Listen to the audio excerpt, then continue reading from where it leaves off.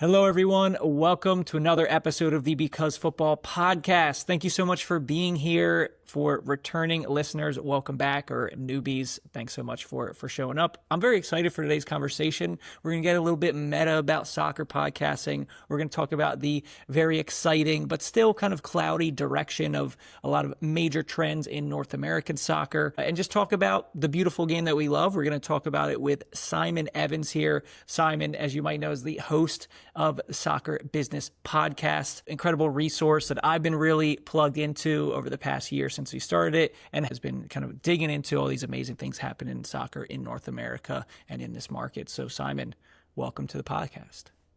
Thanks. Good to be here, Andrew.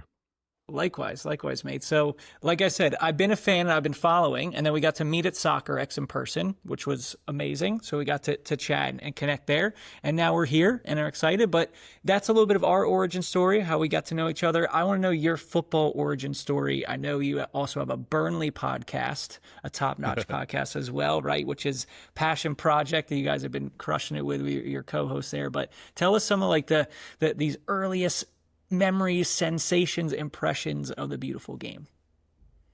Yeah, well, I grew up in Lancashire, not far from Burnley. And so, you know, when you do that, soccer's just there. So I don't have any early memories that don't involve football, really. Like as a child, you know, even photographs that my mother has of when I was like 3 years old, there's a ball in the black and white photograph somewhere. Pretty much every town had its own league, you know, with a few divisions. There would be Saturday football and Sunday football. Obviously, we had a professional team in Burnley nearby. We also had like semi-pro teams, or non-league teams, as people can call them in England. But, you know, just being around that amateur football, as a little kid, my dad was playing in goal for a Sunday team.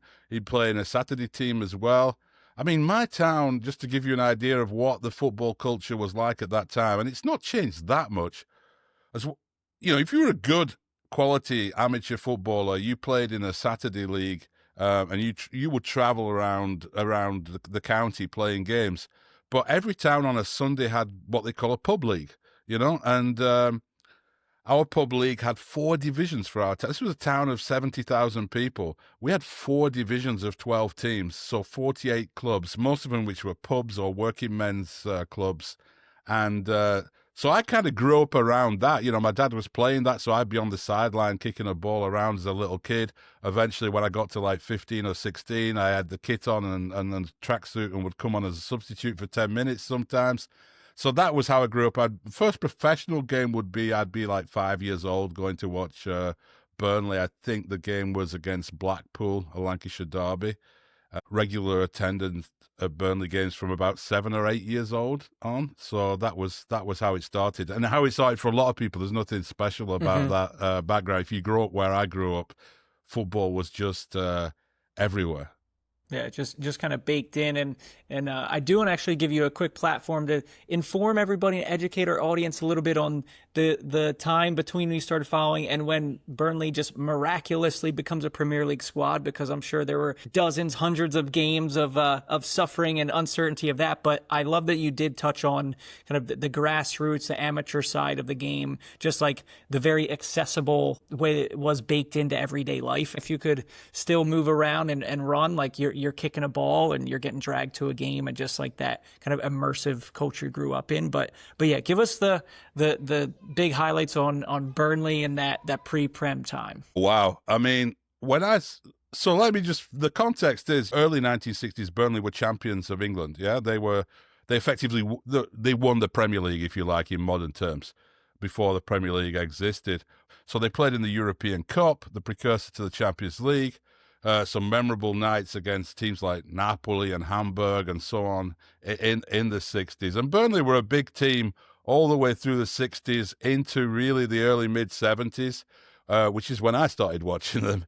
And unfortunately, my dad, who'd enjoyed these amazing seasons with Burnley being a team full of England internationals and winning the league, by the time I got there, we were in the 2nd division.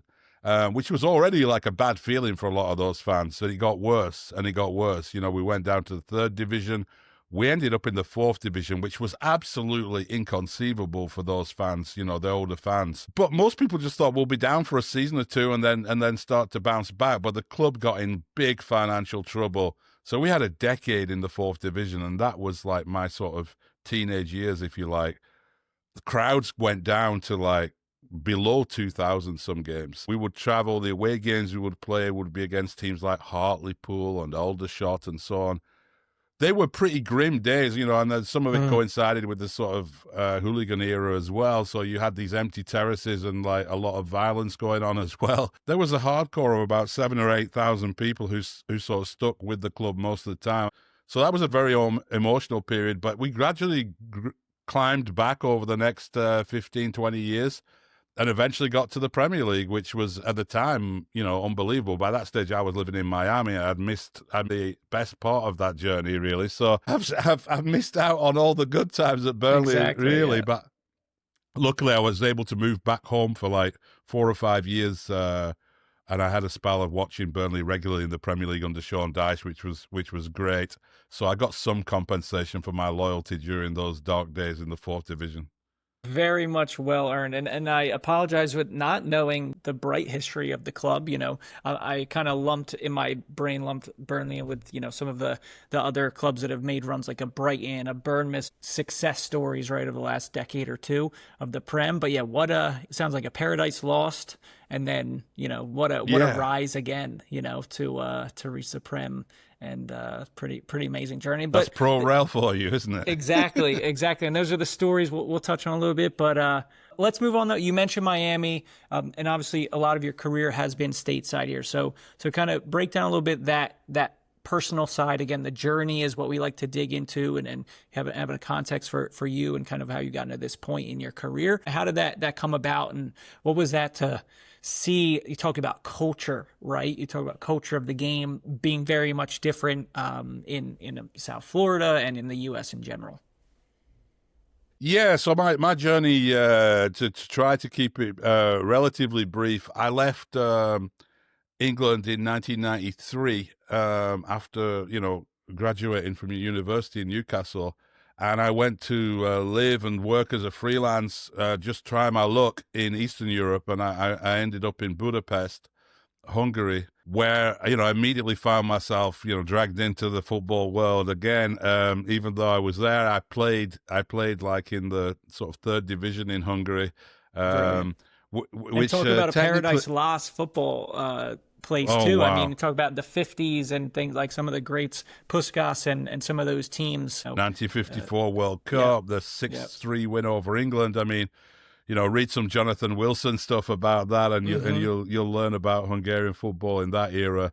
And it was a really interesting place to go. So Hungarian football, after communism, there was no money. The stadiums were crumbling. There'd been no investment for like decades in the facilities. So it was kind of, for me, like going back to those fourth division grounds again, crowds of like 3,000 or 4,000 in a depressing sort of post-industrial landscape. And I really liked it. In Budapest, there was a tram line went past my house in a place that I lived at one time. The number one tram went past 6 first division stadiums on the same route, yeah? And so you could get on this tram, and they staggered the kickoff times for the Hungarian first division at that time. So you could like go to the end of the tram line and go to the Honved game at like 10 or 11 in the morning, pick up a 2:00 game at Vasas, and then you just could go around. It's the football train. That's awesome. Yeah, and I absolutely loved that. And, you dive into these little fan bars, these divey little fan bars nearby the stadiums and stuff. And so I had a lot of fun around that. And I did start writing about Hungarian football. I was working for like an expat newspaper called Budapest Week, which was an English language paper. And I became the sports writer there and bar reviewer. Those were my two gigs. And while I was there, I started doing some work for Reuters because Ferencváros, who are currently the strongest team in Hungary as well, and probably the biggest club. Well, they are the biggest club in the country. They qualified for the Champions League in the mid-90s. Reuters didn't have a specialist sort of soccer writer in Hungary. I helped them out with some of that. And I then decided with a friend of mine that these crazy tram journeys we've been making, we'd also been making crazy train journeys around Eastern Europe, going into Slovakia to go and watch a game at Slovan Bratislava or Kosice, popping into Romania, even, the former Yugoslavia, Croatia, Serbia, and so on. And Peter John Cresswell, who was a freelance journalist who worked at the same expat paper as me, we kind of swapped notes a little bit about trips. So, and we had this idea that we might try and turn these notes into some sort of guide to East European football. And then when we started punting the idea around, somebody said, "Why limit yourself to Eastern Europe?" And eventually, we managed to get a publisher interested and got a budget to be able to travel to like 50 cities across Europe in 32 countries. And we did it over 18 months, but we didn't have much of a budget, right? So we were using Interrail tickets, where you can travel around Europe on one sort of season pass, if you like, and staying in youth hostels, and just staying with friends and different. We did it on the cheap. We met fans all over Europe, got these great tips on where's the best place to grab a pizza before you go to the game of the San Siro, where's the late night bar that's open after the game of the San Siro, all this kind of stuff. Put it all in a book. It did really, really well. And to cut a long story short, one of the few sort of smart decisions I made in those years of my life was to ensure that the publicist sent copies of it to the main newspapers, but also to news agencies like Reuters and the PA and AP and people like that, even though I knew they weren't going to review it, but just for promotional reasons. And the football editor at Reuters and the sports editor at Reuters both got copies of this book, loved it, realized that I was stringing for them as a freelancer in Budapest, and they were like, wait, this guy's written a book about European football and he's just doing the odd game. So they sent me to the World Cup in 1998. I got lucky and I covered Croatia. So Croatia got to the semi-finals of that World Cup. Amazing stories. And then after that, they said, well, there's not much point. We don't need you really that much in Eastern Europe. Can you go to Italy? So I moved to Italy and spent, I'll stop there because I could just go on about, my fun covering Serie A in the days of, Ronaldo and Shevchenko and AC Milan and Inter and Juve and all that. But I had eight great years there and then rocked up in Miami in 2007, exhausted of football and ready to do some other sports and have a different life. For those of you listening and not just watching here, I am actively bowing to Simon because through his work, his very painful and suffering traveling to 50 European capitals of football, very much a predecessor to what a lot of the type of stories I like to tell in this little world of YouTubers and Instagram people. This is just the tools we have. That passion and interest is the same, although now we're doing it in this hyper information age where if I need to connect with anybody from any place, I can do it within 2 minutes. So no, what an incredible journey. And but interesting, you mentioned wanting a change, but obviously we've come full circle again. You're very much diving into the football and now with the soccer business podcast, far from your first venture within this world, but kind of definitely a different take, right? Focusing more on North American football perhaps. But tell us a little bit about that project, moving with the podcast rather than the written word. I moved here in 2007 when David Beckham signed for the LA Galaxy, and MLS. I think the first big story apart from Beckham that I would write about would be Seattle Sounders joining the league. So that's that kind of era, it was interesting. I did a lot of work around MLS at that time and the national team, covered the national team a lot, particularly when Bob Bradley and Jurgen Klinsmann were the coaches.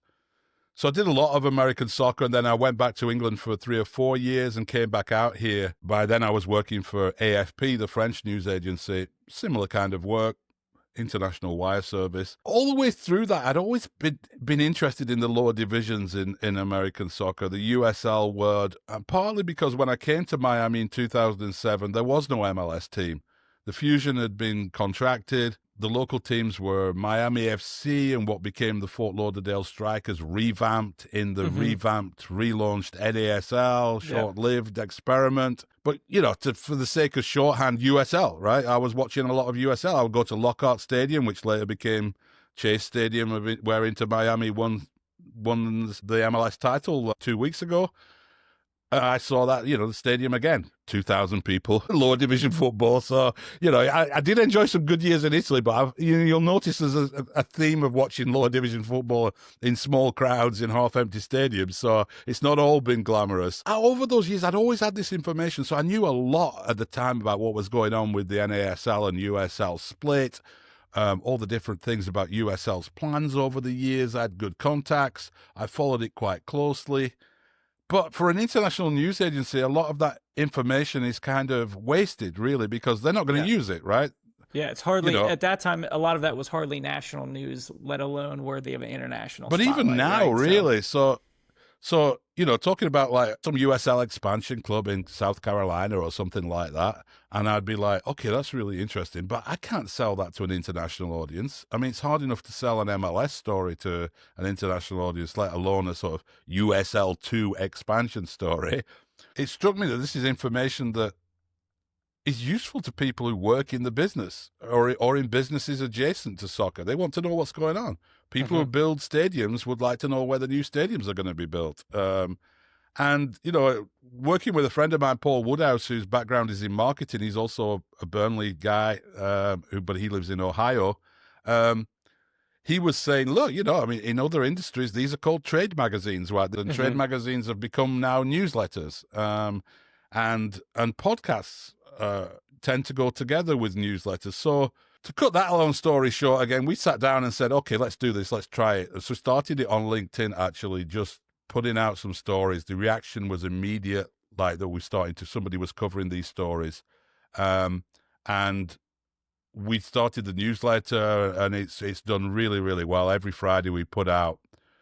It's pretty simple formula. It's the latest news in what's been going on in the North American soccer scene, NWSL, MLS, USL, but going below that, looking at sponsorship, looking at stadiums, looking at everything that's in the ecosystem, and some analysis in there as well. And we're going to be growing out the analysis part of it much more next year.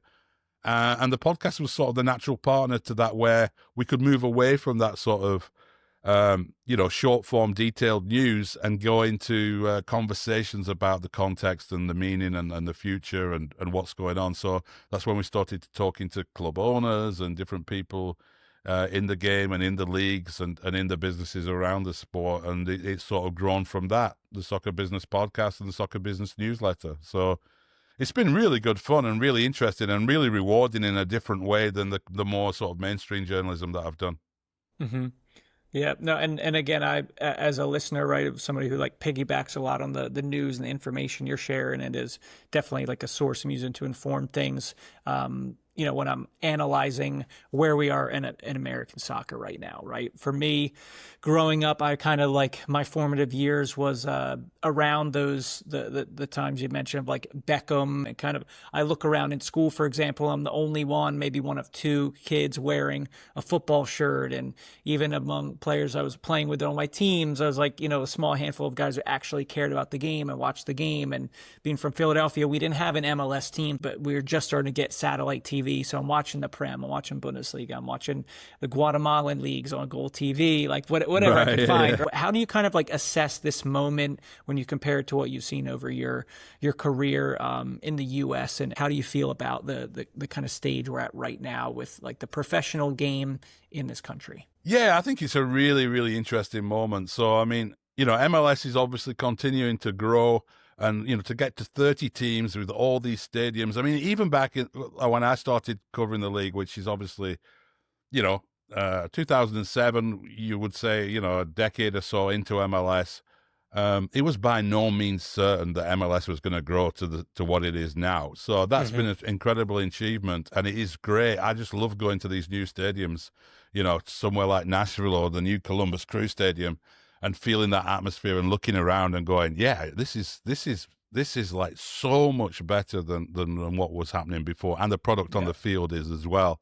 But I also find the lower division stuff absolutely fascinating because, it's always, people always said it's a big country, right? And MLS is not going to have 150 teams. It's done well to get to 30 teams of the quality that it has, but there's always going to be a demand for a lower division soccer over here. Right.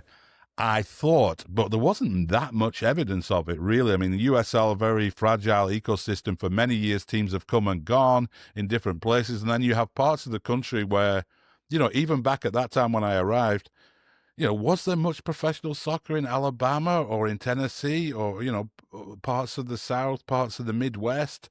There were these hotbeds that people talked about around St. Louis and New Jersey, and then the youth soccer scene in California as well, and everything. But what's been so exciting to witness really is seeing places like Chattanooga having two teams, and the US Open Cup games attracting those kind of crowds, and the game growing, and yes, Greenville Triumph building a new stadium, and this to me is what I find really, really interesting. I mean, I get really tired of people on social media who try and paint all this as like some MLS versus USL war or something. I find it ridiculous. There obviously are some points where MLS Next Pro and USL are going to be up against each other and stuff. But generally speaking, I think you can be supportive and appreciative of MLS and be excited by what's happening with LAFC and Inter Miami and all the rest of it, and still also be really excited about the fact that there's a new USL2 team coming online in Port St. Lucie or whatever. And I'm really excited to see what it's going to look like in another 10 years when these teams have had chance to put down roots, build their fan bases, because it's all new. And this is not happening anywhere else in the world. It's not happening anywhere else in the world. A little bit, you could say it's happening in Australia and some parts of Asia. Europe went through this phase 100 years ago. Yeah. Those teams have all got 1882 on their badges or something, to be building and creating a new team in 2025, I think is just such an exciting opportunity, and it's great. Some of the things you mentioned, you talk about the southeast of the U.S. or parts of the Midwest. Chattanooga, I was fortunate enough to visit there in August, and we had to loop them into our Atlanta documentary for our road trip to the World Cup Series, and talk about a real petri dish in American soccer. What would most people consider a small market, sustained two teams? What does that look like? How do we see that as, this inner city rivalry, and they're actually in different leagues, which is another interesting piece of this.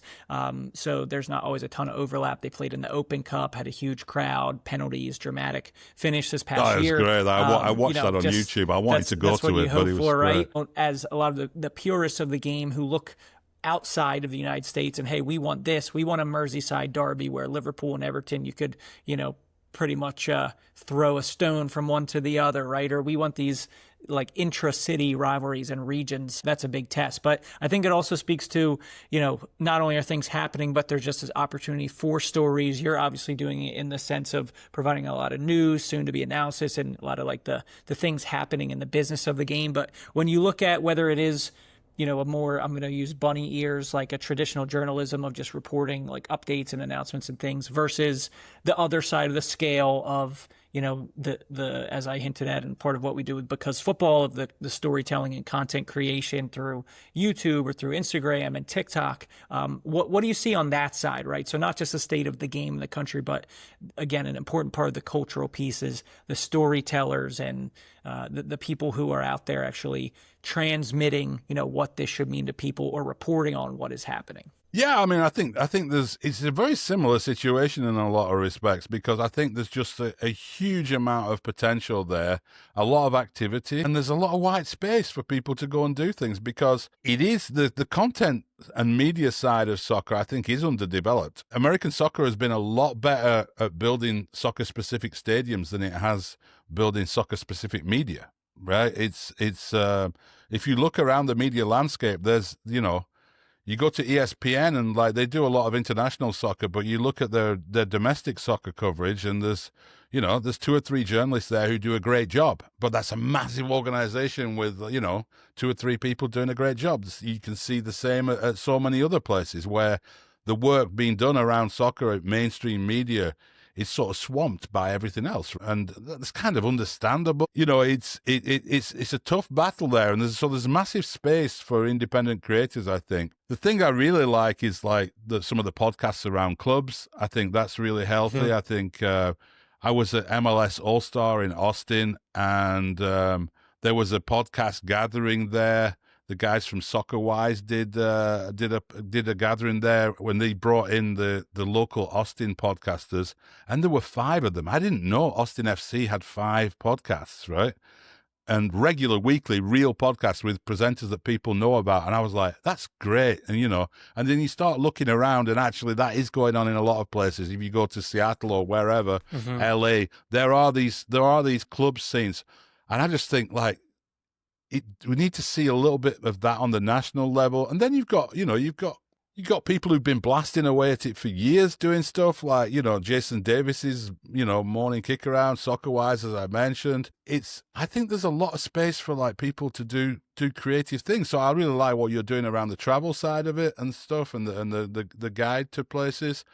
And I think there's opportunities there, and it's tough because, as we've talked about, the algorithms don't always know what people are doing necessarily. Exactly. Because it sees the big movement around international soccer and where's the domestic part fit into it.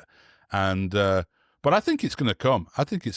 So there is quite a lot going on, but I think it is a market where if somebody comes along with a really great idea and really engaging content, they can go to the top very, very quickly in the American soccer space.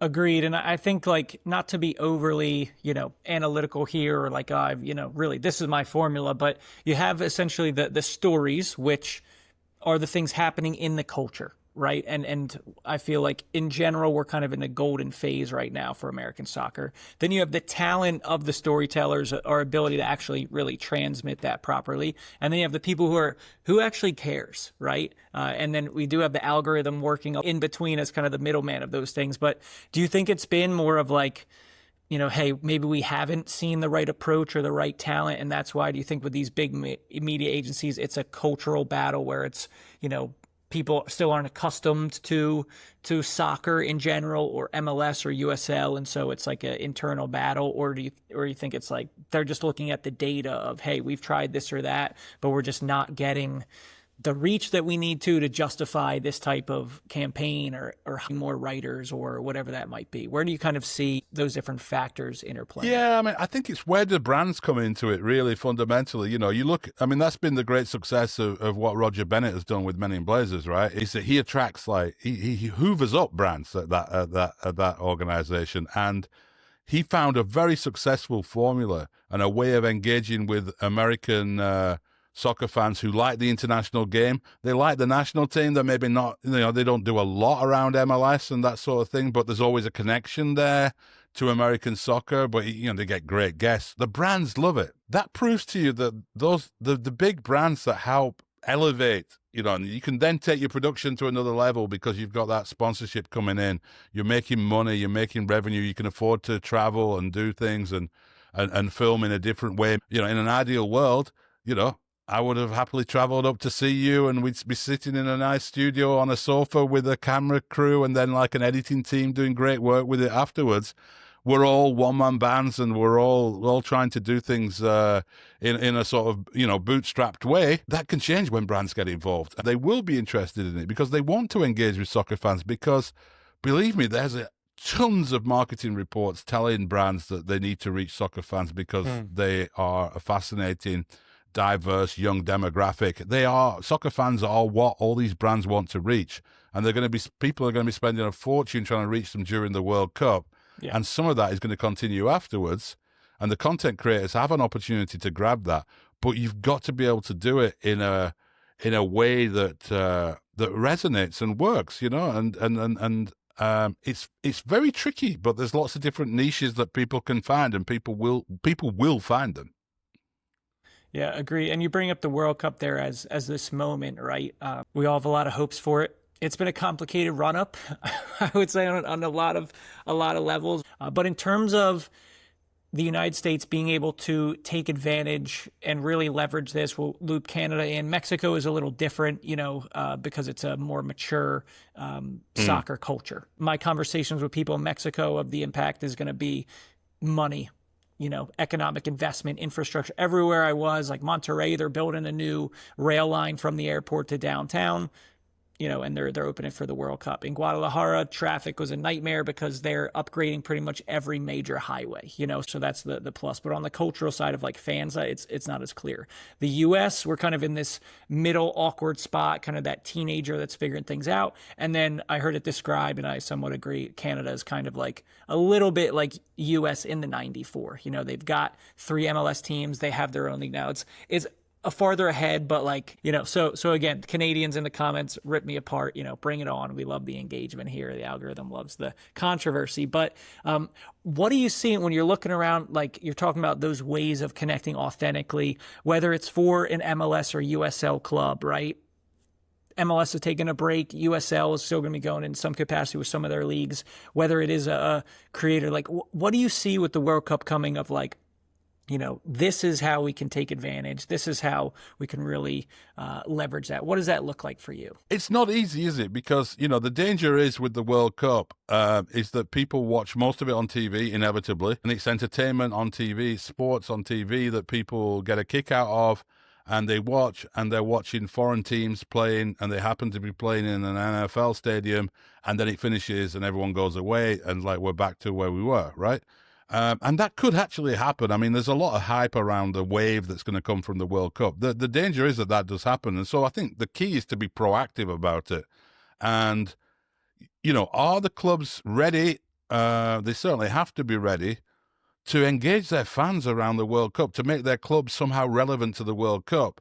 And that's not easy to do, but there are things people can do, practical things like I would be looking, if I was a USL club, for example, I'd be looking at those dates when the US national team are playing and saying, let's put up a big screen at our stadium and let's have a barbecue night and let's bring in all our fans and more, because you would probably attract a lot of people who, it's fun communal thing to do. And use the World Cup as a chance to take your club out of your core fan base as well, and make the World Cup an experience, not in places where you don't have to be a whole city to do that. You don't even have to have a team nearby in any stretch.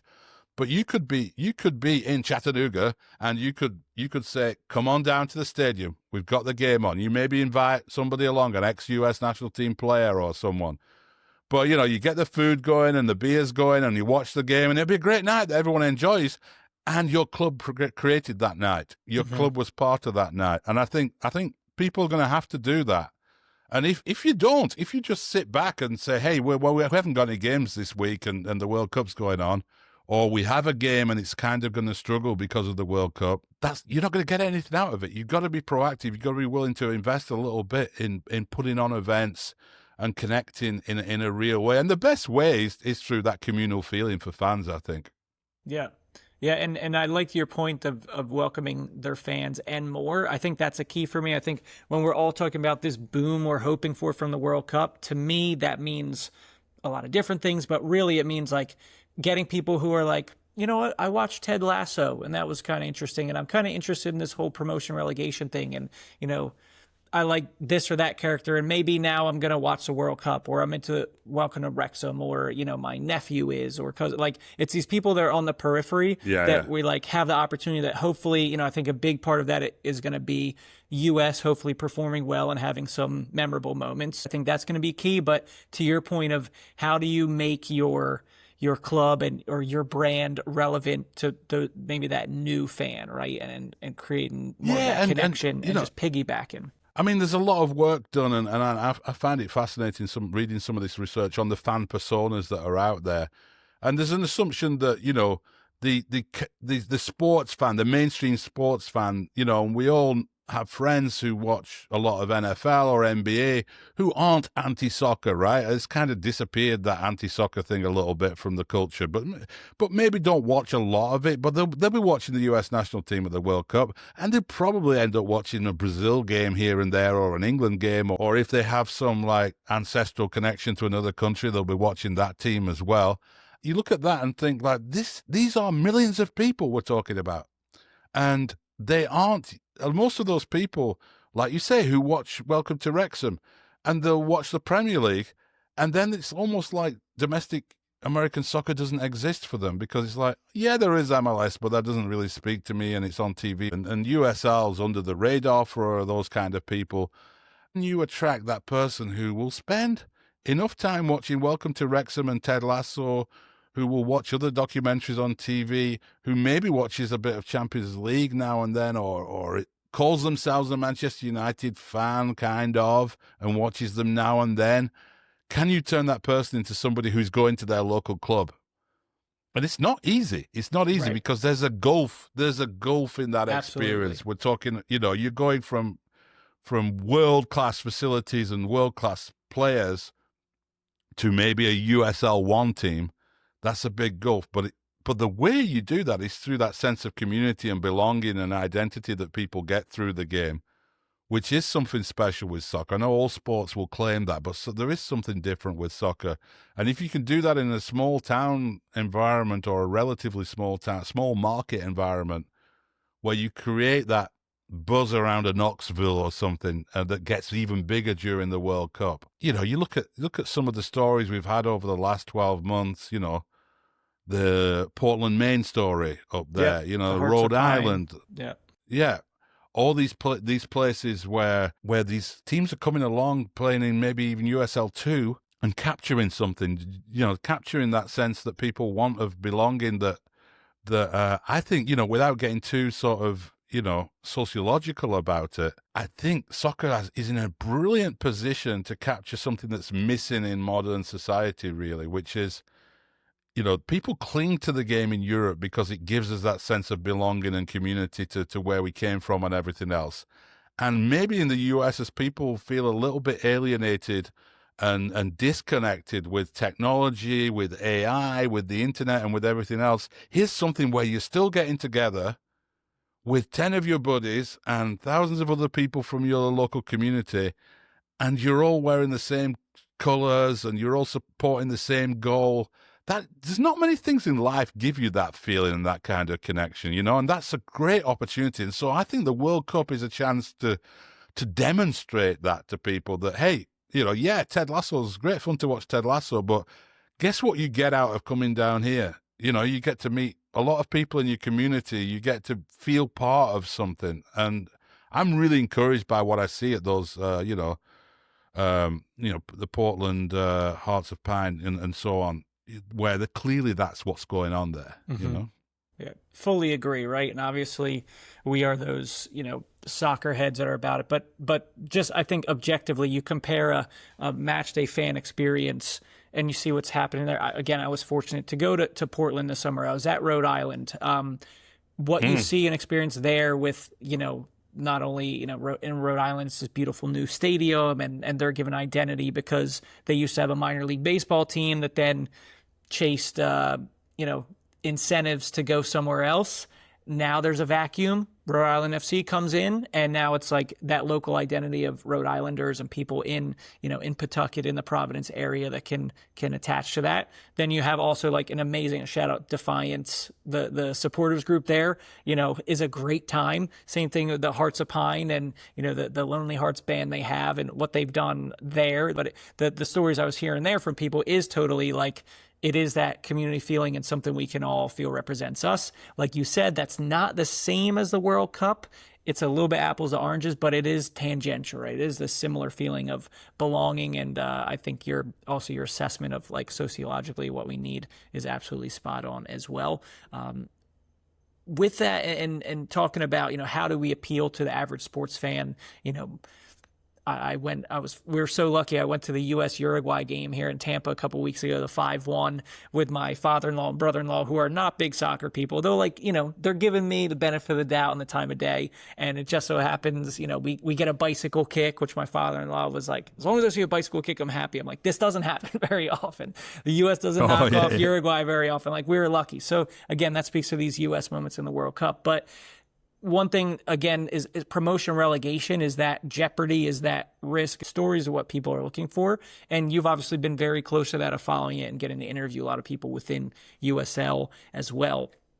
But, as much as we have hope for that, it really depends on how everything plays out, the specific formats they come with. There's still a lot of uncertainty, and it's a great step, but we've got to see. What's your feeling on that as being, again, something for people to connect to, of it really mattering, right? I think that like a result mattering is another level of that. We talk about the belonging, but then like you're going to see something that has some bearing on, you know, success or failure, rather than this kind of like bubble that a lot of American sports has, where there's more limited, you know, limited rewards. What's your feeling now with pro rail, and as we look forward to that in the next couple of years, hopefully? Yeah, I mean, look, if USL can make it work in their ecosystem, I think it'll just enhance the product, to use that horrible word. But I think it will. What needs to be there is the sustainability built in, where it doesn't become a crisis point. Where if you go down from the new USL Division 1 to the USL Championship, it doesn't mean your club's going to be in financial difficulty. And there are a lot, you know, the margins are pretty small at most clubs in the USL, so they need to really be sure about that. And there are other ways of creating jeopardy as well. You know, I mean, playoffs are something pretty, important to American sports fans, and those need to be part of that system, I think. And you need to have. It doesn't need to be a traumatic experience being relegated, you know, in a sense that you want to be able to bounce back without like losing all your players and going through all that. And there is a negative side to promotion and relegation that has to be acknowledged. I mean, as a Burnley fan, it feels like for the last decade we get promoted or relegated almost every season. Fans start to get a little bit tired of it, so you need to have it, you know. It needs to be able to work well. I would do it slowly. I would start off with maybe even just one down and one up for starters. But that, you know, there's a whole debate there about the new Division 1 league. It doesn't actually exist yet, so let's see if that comes into being first. There's a lot of things that have got to be got right in USL. I think the level and the quality of the play for that top division has got to be better than what the Championship is now. I don't think you can suddenly just rebrand your top tier as like a Division 1 league. The facilities are going to be better. The TV product has got to be way better. So there's a lot. I mean, it doesn't look great, USL, when you go on ESPN Plus streaming and you're looking at a dark, unused corner of a stadium while the game's going on. Or a baseball field outfield, or, you know, there's those challenges for sure. Yeah. There are, but, you know, that's not to mock it or criticize it. That's just where it is at this moment in time. And I think it's great that the league seems to have ambition, and some of the clubs seem to have ambition. But how many of the clubs have that ambition? How many of them really, really want to invest in a bigger stadium to meet the requirements because they really think that they're going to get 15,000 fans? You know, it looks to me like Detroit City really do believe that and really think it's worthwhile them building that, which I think is entirely justified in their case. Is that the case for everybody else in the Championship in the USL? I'm not sure yet, but look, it's an ambitious sort of statement of intent as well, isn't it? It's setting some direction rather than just floating along. So in that sense, I can totally understand why USL is doing it, but I'm kind of a little bit wait and see with it all. So much uncertainty and things we've got to sort out, but that's the fun, and we'll both be along for the ride, you know, and try and enjoy each step of the way there. Yeah. But let's pivot here, Simon, into our all-time five-a-side segment. So again, for you, to remind you and our listeners, you can pick anybody, right? Could be your favorite Burnley player, as I'm sure we'll get, Hope Buddy. Could be, you know, your dad in goal in the Sunday League in Lancashire. But the key thing is you really are only picking 4 players for this team, because you've got to get stuck in there somewhere. Yeah, so it actually works out quite well, because the one bit I didn't go on at length about was my Italy years. And from a football point of view, that was the best, like in terms of the quality of football on the field. Watching Carlo Ancelotti's Milan team with Seedorf, Gattuso, you know, Paolo Maldini. Great team. I absolutely loved that team. My favorite ever team of all time. And Juventus were great at that time as well. Inter were like a little bit up and down, but you had Battistuta at Fiorentina and all this. I loved that period of football. You know, they just brought out one of the football management video games brought out a sort of retro edition, which is basically like the late 90s, early 2000s Serie A. I just looked at I don't play any of these games because I used to when I was younger, and it's like I know what happens if I start playing those games. Agreed. I don't turn up at Soccer X because I'll be like deep in some promotion campaign somewhere in Serie A. But yeah. So having said that, there's a little bit of an Italian theme for it. I mean, if you're gonna have in goal, I just can't avoid Buffon. Okay. I think he's an easy choice because he's probably the greatest goalkeeper of the past generation. But I watched him so much playing for Juve, for Parma before that, and for the national team as well. And he's a good guy as well. So Buffon in goal. And then if I've got to play myself, I'll play at the back, I think. So my lack of pace isn't exposed. I mean, I wouldn't be anywhere near being able to play with any of these guys at any stage in my life. But Now yeah, you're so a key in that formation. catenaccio, right? You're a key in that defense. Yeah, I'm the libero at the back, and Okay. then so I think basically you go with two midfielders and a striker for a good five-a-side formation. So again, from that era, I would go with Andrea Pirlo because I mean, Class. yeah, just there you go, class. And the MLS connection too. Yeah. Although, like, I kind of like to forget that a little bit of Andrea Pirlo's career. I prefer to think of the coming back to Milan from the loan with Brescia spell, like, rather than the, looking off the pace at Yankee Stadium. Yeah, didn't say glory day, but connection with American American soccer. Yeah. And then in midfield, you could go so many different directions with it. But again, Kaká, for me, at his peak, was one of the most elegant footballers. He came into a team that had Rui Costa in there, who was also one of the most elegant footballers. Rui Costa was coming to the end of his career. Kaká was at the start of his. But you could just see right from the start with Kaká when he turned up at AC Milan that this kid was like something special. Maybe he didn't really, totally live up to his hype at Real Madrid, but, did very well for Brazil and MLS connection, which will have, more positive memories. He put some good performances in for Orlando City. And then up front, my favourite centre forward really of all time was Andrei Shevchenko from that period. All right.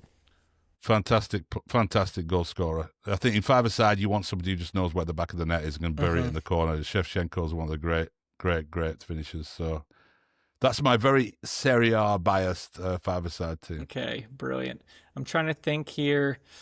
Buffon, I think we may have had somebody. I think we've had somebody take Buffon before. Pirlo, we've definitely had. Kaká, that's the second time this week Kaká's been selected by a guest. Really? So something's in the air, but still only the second time ever for our all-time Because Football roster. And Shevchenko, I think, is a first-timer as well.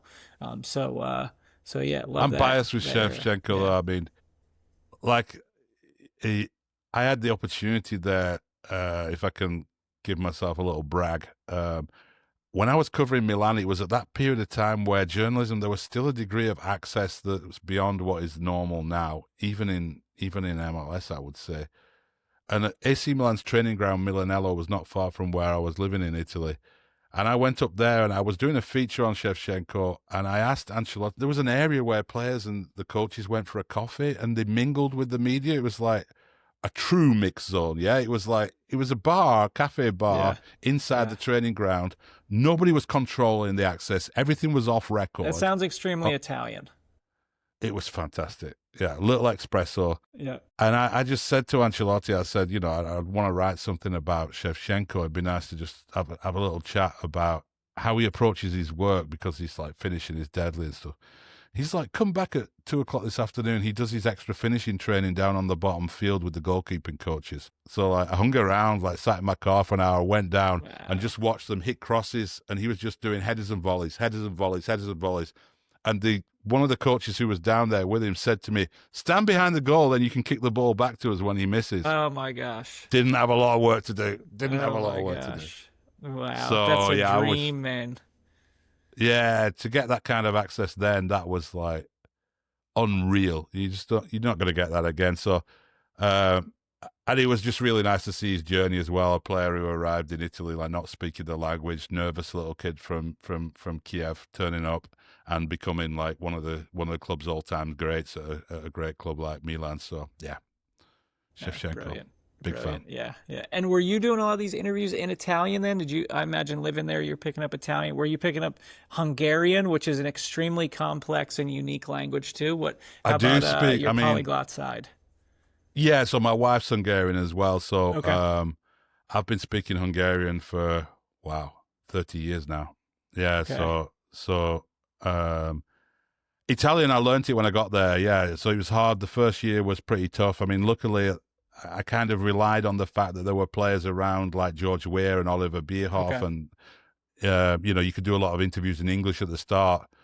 But gradually, if you want to ask questions of a coach at a press conference in Italian, it was quite a nervous experience at times. And most of the time, people were really, really nice about it. Italians are good with languages in a way that, like, maybe the French aren't. The Italians will give you the Or benefit of the doubt if you're accommodating. trying. Yeah.